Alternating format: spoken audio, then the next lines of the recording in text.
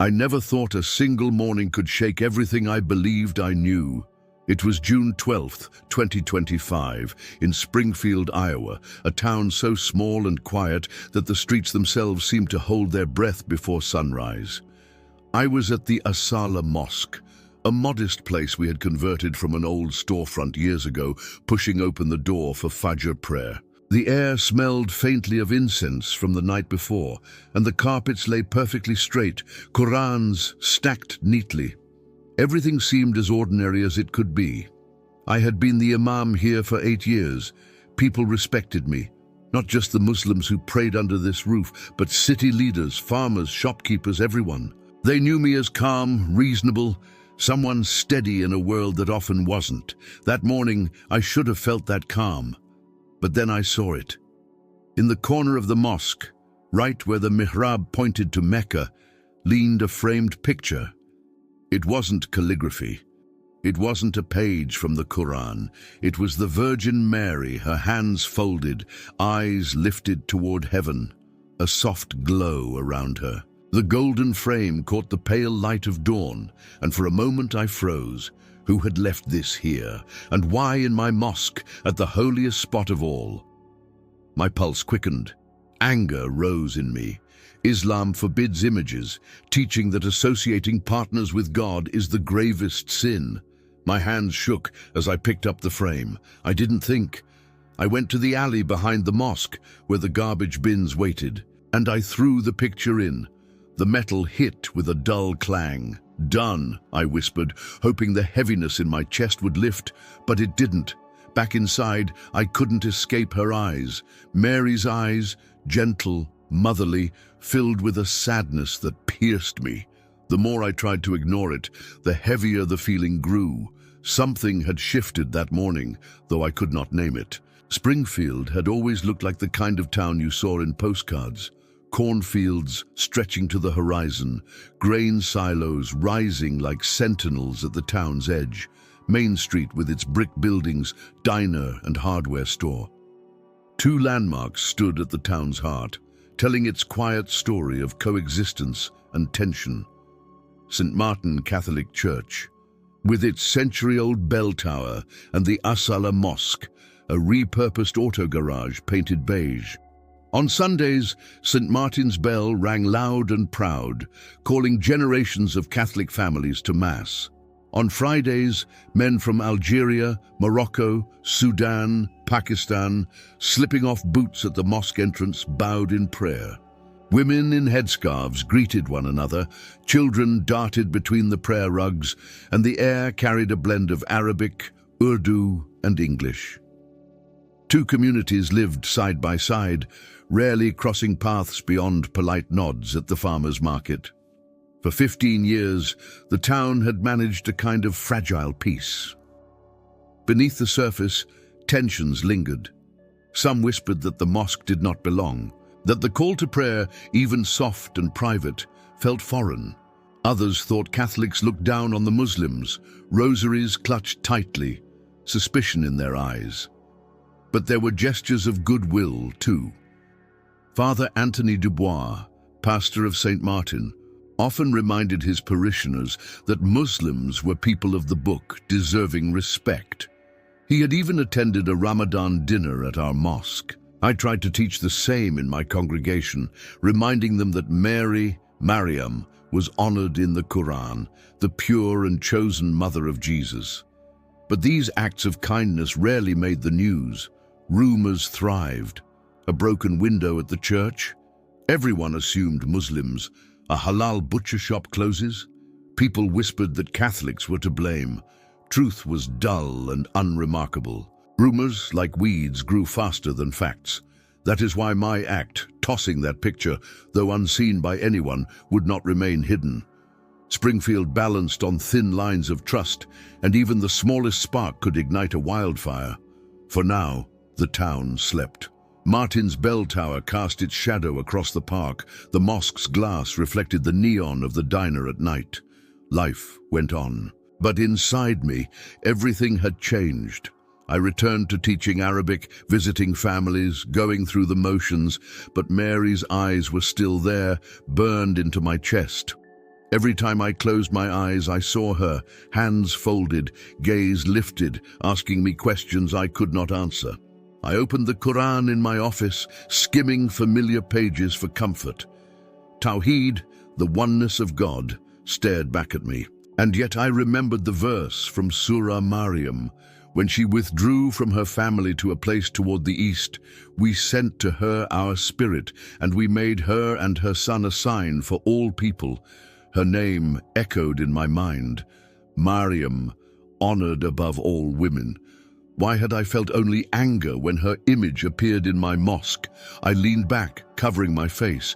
My grandmother's voice rose in memory. Etcha from Algiers would smooth my hair and whisper, "Maryam is our sister in faith. To insult her is to insult our own mother.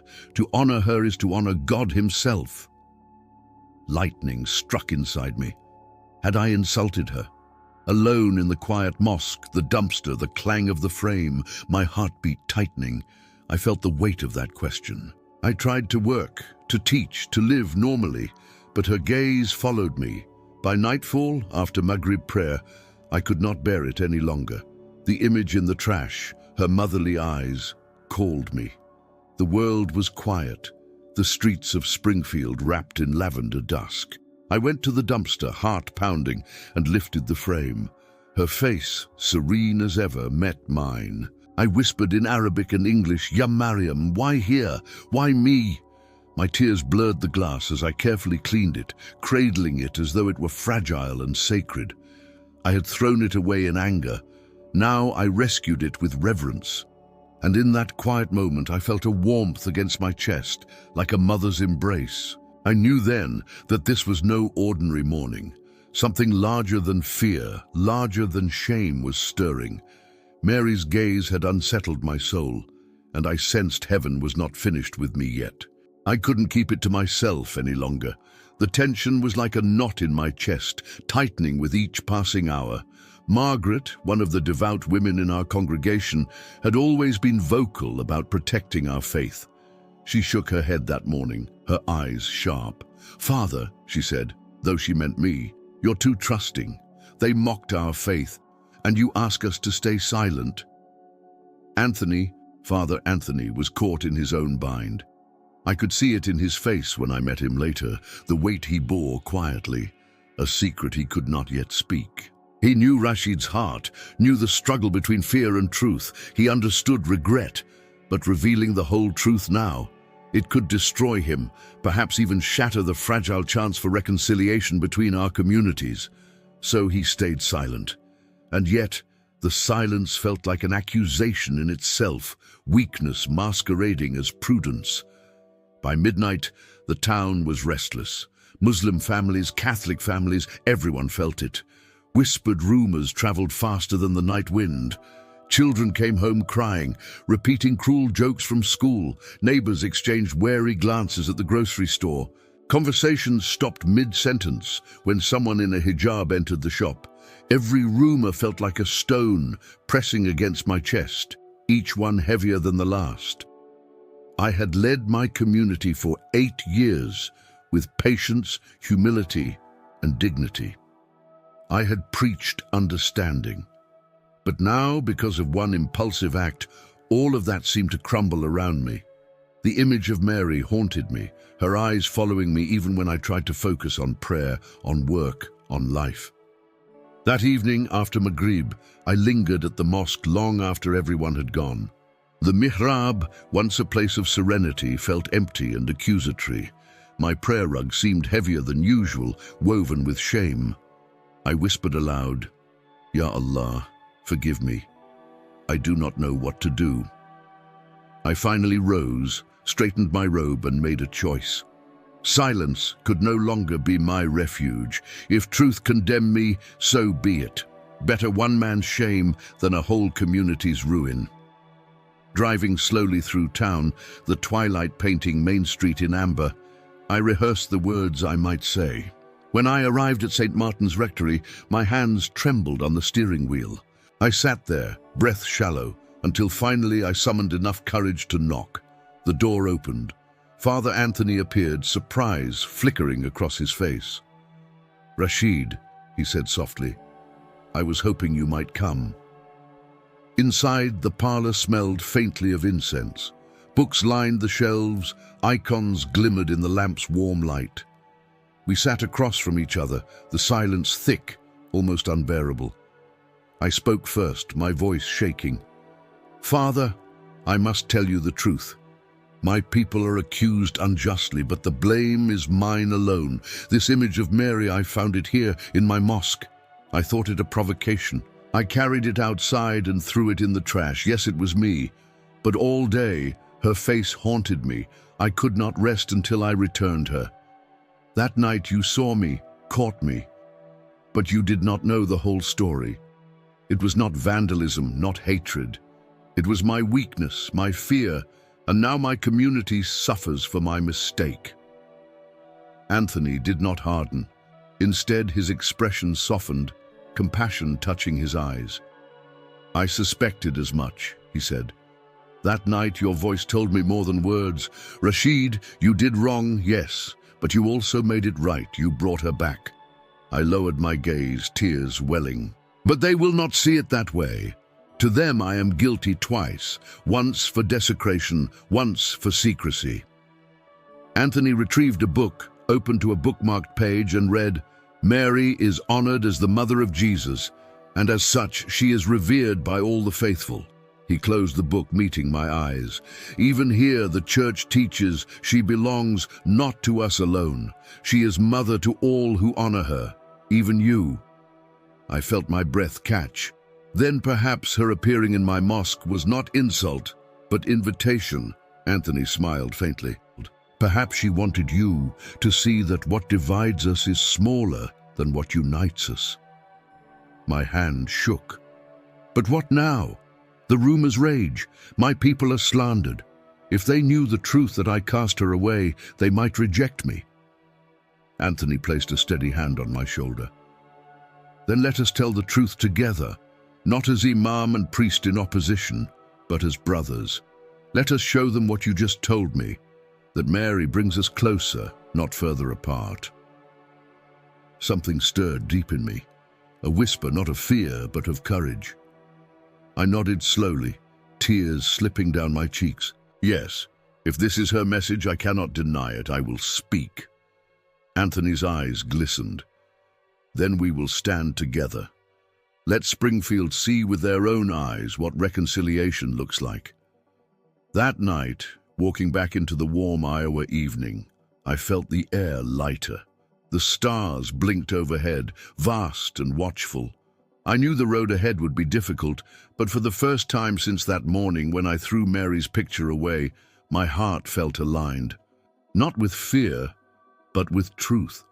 Sunday morning arrived bright over Springfield, Iowa. But something in the air felt unusual. Around St. Martin Catholic Church, families arrived earlier than normal, whispers bouncing faster than greetings. Word had spread. Something extraordinary was about to happen at Mass. The church, normally holding about 200, swelled to nearly double. Extra chairs lined the aisles, and people stood in the back, craning to see. At the front pew, Father Anthony's hands were clasped tightly, bracing himself. Beside him sat Rashid Mansouri, dressed simply in a dark suit, without his imam's robe. His shoulders were tense, his eyes lowered, each heartbeat pounding like a drum. Murmurs rippled through the crowd. "That's the imam. What's he doing here? Is he here to explain?" When the opening hymn ended, Father Anthony stepped to the pulpit. His voice carried with calm authority, silencing the crowd. "My dear brothers and sisters in Christ," he began, "today we gather not only for Mass, but for something extraordinary. We gather to hear truth, and truth, though painful, can heal." He gestured gently toward Rashid. "This is Imam Rashid, leader of our Muslim neighbors. He has asked to speak. I ask you, listen with open hearts." Gasps spread through the pews. All eyes turned toward Rashid as he slowly rose. His legs trembled. The wooden pulpit loomed before him. For a long moment, he froze, taking in the sea of expectant faces. Then, summoning every ounce of courage, he began, My friends, I come before you not as an enemy, but as a neighbor. I have come to tell the truth. This picture of Mary, your Holy Mother, appeared in my mosque one morning. I did not understand why. I feared it was mockery, so I threw it into the trash. A sharp murmur swept the crowd. Faces tightened, some in shock, some in anger. Rashid raised a trembling hand. Please hear the rest. From the moment I cast her away, I felt no peace. Her eyes haunted me. All day I remembered what our own holy book says, that Maryam, the mother of Isa, Jesus, is pure, chosen, exalted above all women. She is honored in Islam as she is in Christianity. He opened a small Quran from his pocket, his voice breaking as he read the verse in Arabic, then in English. O Mary, indeed, God has chosen you and purified you and chosen you above the women of the worlds. The church fell utterly silent. Many leaned forward, listening as though hearing these words for the first time. That night I returned her, Rashid continued, voice shaking. I pulled her from the garbage with my own hands. I could not let her remain there, and I brought her back to this church. Father Anthony saw me. He knows. I tell you this not to excuse myself, but to confess I was wrong. I let fear speak louder than faith, but Maryam did not let me go. She called me back, and now I believe she did not come to divide us, but to show us what unites us. For a long moment, no one moved. Then Margaret Le Breton, the woman who had first sounded the alarm, rose to her feet. Her eyes were moist. Monsieur Mansouri, she said softly, your honesty touches us. If Our Lady reached you, perhaps she wanted us to hear this truth. I forgive you. Others began nodding, murmurs of agreement rising. Bernard Black, the retired soldier who had demanded action days before, stood up. It takes courage to admit a mistake in front of us all. You've shown humility, Imam. That's something this town needs more of. A ripple of applause spread, hesitant at first, then swelling until the whole church resounded with it. Rashid's knees nearly buckled. Relief flooded through him like cool water. Father Anthony stepped forward, hand steady on Rashid's shoulder. Do you see, my friends? This is what truth does. It does not destroy, it heals. Today, Mary has shown us that she is not only mother of Christians, but mother of us all. Rashid wiped his tears, then spoke one final sentence. If she has chosen me to deliver this message, I will not be silent. Let her love be the bridge between us. The church erupted into applause again, louder than before. Strangers shook his hand. Parishioners embraced him. For the first time, Muslims who had quietly come to watch from the back felt tears rise in their eyes. In that moment, the rumor that had nearly torn Springfield apart dissolved like smoke in the wind. What remained was stronger than suspicion, something that looked a lot like hope. Even as the applause echoed, Rashid felt a quiet whisper within him. Confession alone was not enough. Words could fade, memories could dim. Springfield needed more than a moment of reconciliation. It needed a living sign, something lasting. He rose again, slowly, and raised his hand. The murmurs subsided, curious eyes locking onto him. My brothers and sisters, he began, voice steadier now. Mary has not stopped speaking to me since that day. In my prayers, in my silence, her image has returned again and again. I believe she is asking for something more, not just reconciliation today, but a future where our children grow up without division. The church held its breath. Rashid's eyes swept over the congregation, then turned to Father Anthony. What if we built something together? Not a mosque, not a church, but a garden for Maryam, a place between our two houses of worship, where anyone, Christian, Muslim, or even those without faith, could come to pray, to breathe, to find peace. He paused, letting the words sink in. A garden of roses, like the ones she is often pictured with. A statue of Mary at its heart, arms open to all her children. At its base, an inscription written in English and Arabic, Our Lady Mariam, Mother of Reconciliation. A collective gasp rippled through the crowd. Some looked stunned, others nodded slowly, tears welling. Father Anthony smiled, astonished and joyful. Margaret Le Breton whispered, "A garden." Fatima, Rashid's wife, nodded beside her. Bernard Black, the grizzled veteran, folded his arms, thoughtful. "You mean Muslims and Catholics building this together, side by side?" he asked. "Yes," Rashid replied firmly.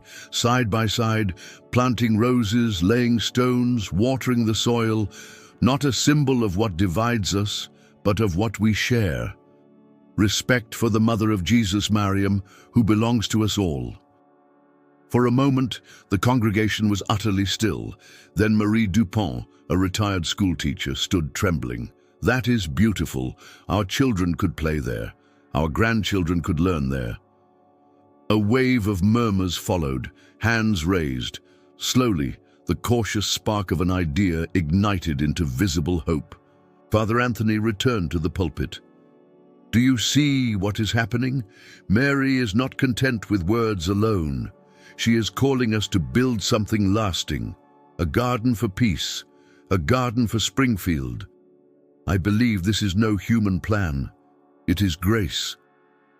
The church filled with applause once more, this time not only for courage confessed, but for a vision shared. Outside, Muslims and Catholics alike felt a new energy in the air. Even children, once divided by faith, whispered excitedly about planting roses together. Springfield's heart had begun to shift. In the days that followed, Springfield buzzed with an energy it had never known. The idea of Mary's garden spread from pews to porches, from the mosque's prayer hall to the diner's counter. People whispered, shared, and planned. On a warm Saturday morning, the first volunteers gathered on the empty strip of land between St. Martin Catholic Church and the As-Salam Mosque. A patch of grass, long ignored, more weeds than flowers. Now, it was destined for transformation. Parishioners in jeans and sun hats carried shovels. Muslim fathers in work boots pushed wheelbarrows. Teenagers from both communities hauled mulch side by side. A Catholic farmer brought his tractor to clear the ground. A Muslim mechanic lent his tools for building wooden borders. Laughter, sweat, and the clank of tools replaced suspicion and silence.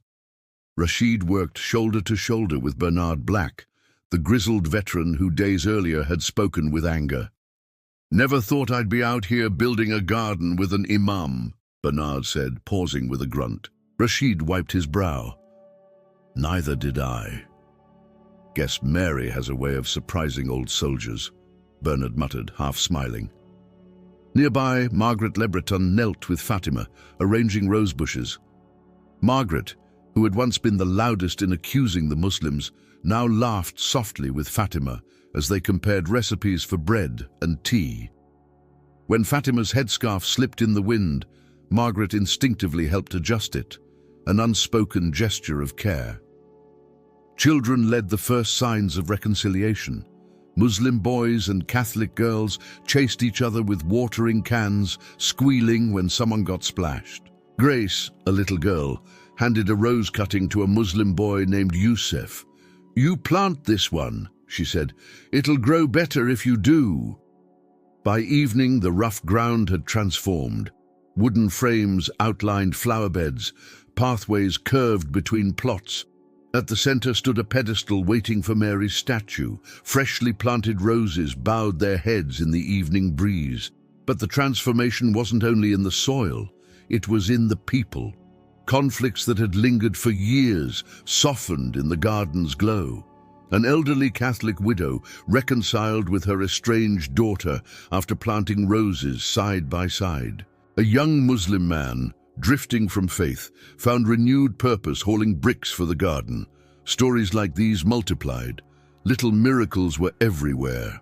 Journalists arrived, snapping photos of veiled women and rosary-clutching grandmothers kneeling together in the same dirt. The Springfield Gazette headline read, "Mary's Garden, from rumor to reconciliation." National outlets followed, calling it a miracle in Iowa. For Rashid, each day in the garden felt like prayer in motion. He watched Catholics humming hymns as they planted, Muslims murmuring quiet bismillahs, different tongues, same reverence. He remembered his grandmother's words, "Respect Mariam, she belongs to us all." One evening, as the sun sank golden over the cornfields, Father Anthony joined Rashid at the center of the unfinished garden. They stood silently, gazing at the pedestal awaiting the statue. "Do you see what has happened, my brother?" Anthony asked. "Yes," Rashid replied slowly. "Mary turned my mistake into a miracle." Indeed, Springfield began to change. Tension at the grocery store eased. Children once teased for their faith now played freely. Even online, hostile comments faded, replaced by photos of roses blooming in freshly tilled soil. The miracle wasn't a thunderclap from heaven or an apparition in the clouds. It was quieter, humbler, neighbors rediscovering each other, hands once clenched in suspicion, now calloused with shared labor. Springfield's heart was healing, and at the center stood Mary, soon to be raised in stone, welcoming all her children. By late July, Springfield had transformed. The once weedy strip of land between St. Martin Catholic Church and the As-Salam Mosque had blossomed into a place that looked nothing short of miraculous. Pathways curved through rows of roses, red, white, yellow, planted by hands that weeks before barely spoke to one another. At the center stood a white marble statue of Mary, arms open, gaze serene. At her base, a plaque read in both English and Arabic, "Our Lady Mariam, Mother of Reconciliation." On the morning of the dedication, nearly 3,000 people gathered. Catholics, Muslims, Protestants, and even those with no faith, drawn by the story that had captivated headlines. Cars lined country roads, news vans parked near the square, families carried lawn chairs to the site. The ceremony began with the Bishop of Des Moines and a representative of the Islamic Society of North America standing side by side. The bishop lifted his hands in blessing while the Imam recited verses from the Qur'an, honoring Mary. Two voices, two faiths, one moment of unity. The crowd fell silent, many with tears streaming down their cheeks. Father Anthony stepped forward. "This garden is proof that what was once meant for division has become a sign of peace. Our Lady has not abandoned Springfield. She has embraced us." He turned to Rashid. "It is our brother, Imam Rashid, who had the courage to bring truth into the light." Rashid took the microphone, voice trembling at first, then steadier. "6 weeks ago, I threw this image of Mary into the trash. Today, I stand before you to say she threw me into mercy. She did not reject me. She pulled me back.